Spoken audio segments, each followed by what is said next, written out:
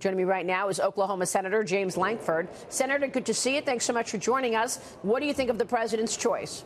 I think it's a good choice. We'll walk through the process and try to be able to look at all of his background, all of his opinions, things that he's written for a very long time, and go through it step by step. But it seems to be a good choice on its face, someone with great experience and background. Will he be able to get the votes in the Senate? Well, ask me that in about 2 months, and we'll get this resolved. It should take about a month and a half to get through Judiciary Committee, then another couple of weeks to be able to get across the floor, so we'll work through it. I think he should be able to have a fair vote up or down on it, and we'll walk through the process of doing the evaluation from here on out. Senator, I know that there is that process that you just mentioned, but early stages here, there's a statement out that I'm looking at from your ailing colleague, Senator McCain, who's occasionally been a thorn in the side of the president. He calls this pick mainstream, fair, and talking about the impeccable credentials of Brett Kavanaugh.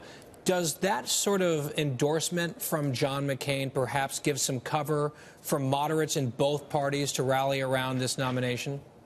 I would think every person's going to have to make their own evaluation on it. Obviously, Senator McCain has spoken out on these issues for a very long time as a member of the Senate and is an important member of the Senate still.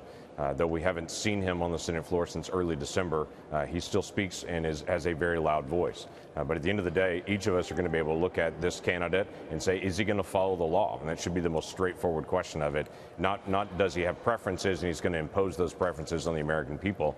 Is he going to follow the law? And his initial statement last night was that's the focus of a judge, is to follow the law. Have you spoken with your colleagues, Senator Collins or Murkowski?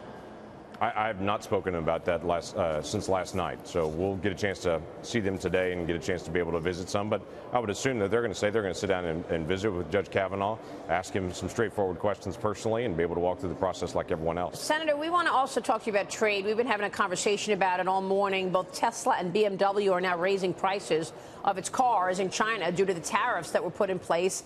Are we in danger of putting the strong economy at risk over a potential trade war?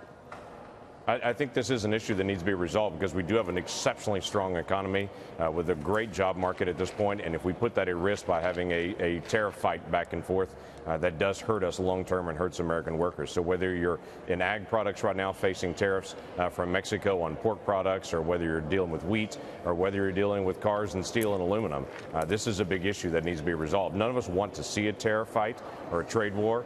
We want to be able to see these issues resolved, obviously to be fair for the American workers long term. But this is a set of issues that has gone on a long time now. So we need to try to get it resolved. Do you agree with the aluminum and steel tariffs then?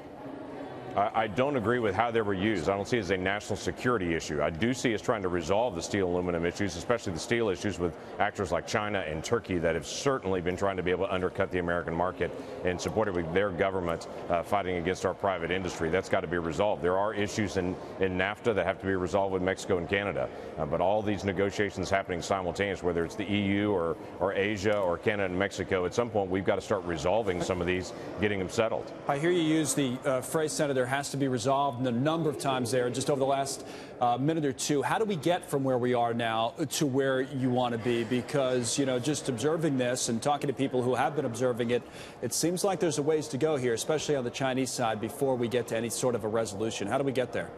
So you take it the same way you take any kind of debt or any kind of other issue. Take your smallest issue first, get that resolved, then put all the effort on the second one and keep going in from there. If we're going to try to resolve all these trade issues that we have worldwide at this point, try to resolve the most straightforward ones first, whether we with Mexico or with Canada or with South Korea, whoever it may be. I would think NAFTA would be one of the first ones. It's one of the first ones that was opened. It should be the closest one to actually getting resolved. Get that one resolved, get issues with South Korea resolved, get the easiest ones done first, and then continue to be able to work through the process for the hardest. Is it easier after the new president was elected in Mexico? Well, you know what? We don't know yet. Okay. He's not in office at this point, and it'll be several months before he is in office. We'll find out in the days ahead. I'd like to see Mexico resolve.